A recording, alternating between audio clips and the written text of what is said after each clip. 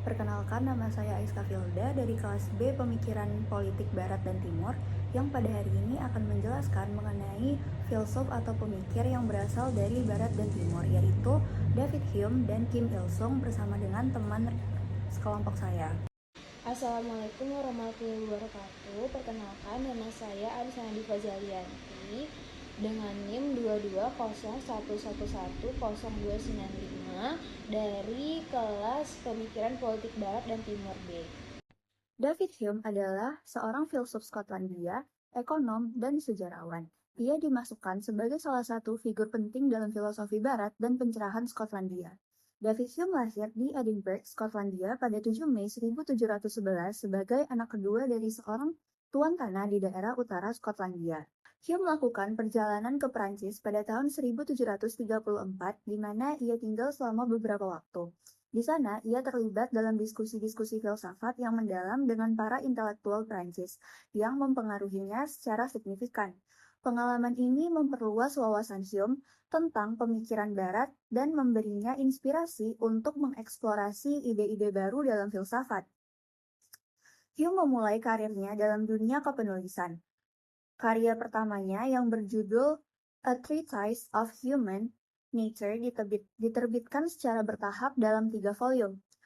Volume pertama dan kedua diterbitkan pada tahun 1738 secara anonim, sedangkan volume ketiganya diterbitkan tahun 1740.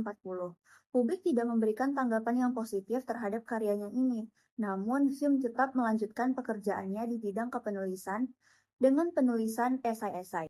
Pekerjaan ini dilakukannya hingga tahun 1742 dengan hasil berupa sebuah volume esai. Pada tahun 1744, ia melamar pekerjaan sebagai guru besar di Universitas Edinburgh dan Universitas Glasgow. Setelahnya, ia memperoleh pekerjaan sebagai pengajar bagi seorang marquis dari Arundel.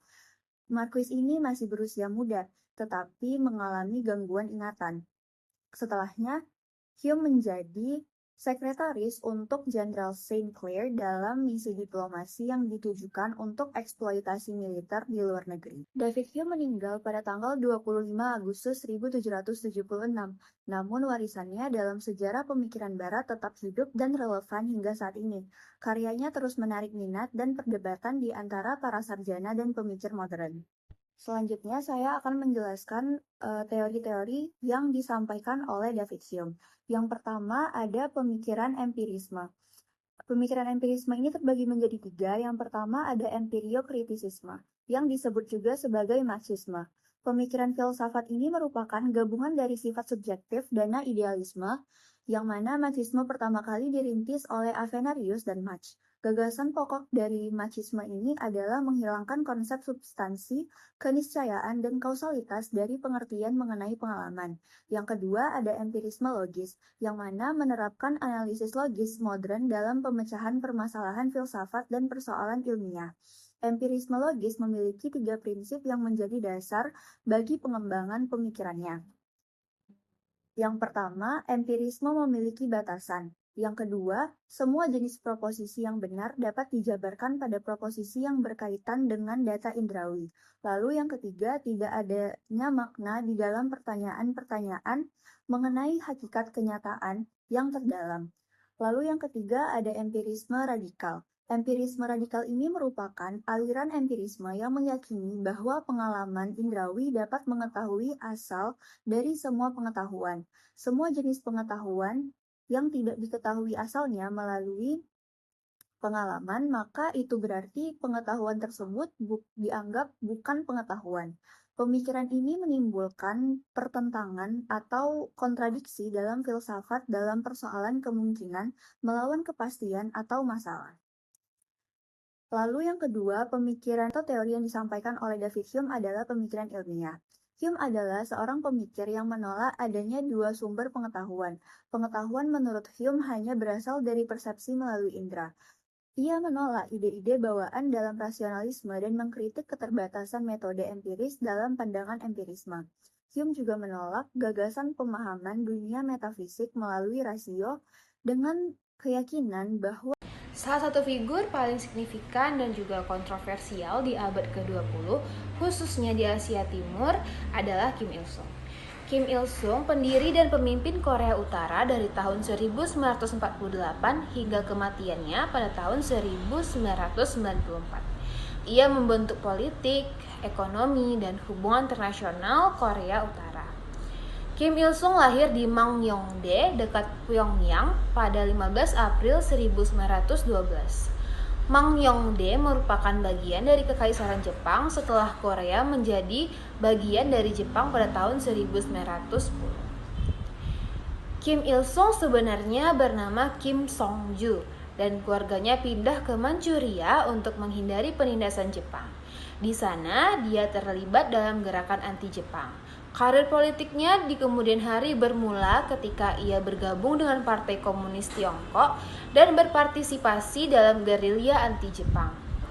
Kim Il-sung menjadi pemimpin utama di Korea Utara dengan dukungan oleh Soviet, dan pada tahun 1948 ia menjadi Perdana Menteri Republik Rakyat Demokratik Korea ataupun Korea Utara. Lalu ia menjadi Presiden Korea Utara pada tahun 1972 dan memegang jabatan tersebut hingga kematiannya. Teori yang diusung oleh Kim Il-sung ialah Juche.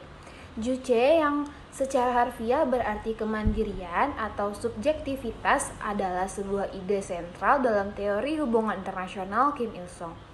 Dikembangkan berbagai ideologi yang menekankan kemandirian politik, ekonomi, dan juga militer. Konsep ini bertujuan untuk membuat Korea Utara mandiri dan tidak bergantung pada kekuatan luar dalam hal ideologi, ekonomi, ataupun secara militer. Juche mendorong kebijakan luar negeri yang mengutamakan kedaulatan nasional dan menolak intervensi asing dalam hubungan internasional. Isolasionisme, aliansi terbatas, militerisasi intensif, dan diplomasi mandiri adalah beberapa komponen penting dari pelaksanaan ini.